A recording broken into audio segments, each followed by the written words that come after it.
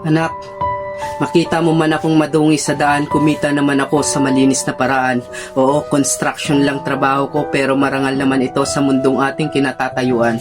May mga taong mapanghusga pero dapat tayo ay maging isang matatag dahil dugo, pagod, hirap at pawis ang ating pinaghihirapan.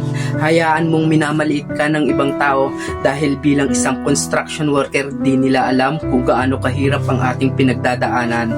At proud ako dahil meron akong isang marangal na trabaho.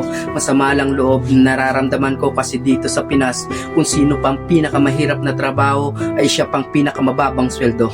Pero darating yung araw na mapuputol din ang paghihirap ko. Kaya anak, pagbutihin mo ang pag-aaral mo. Dugo at pawis ang puhunan ni tatay para gumanda ang buhay mo.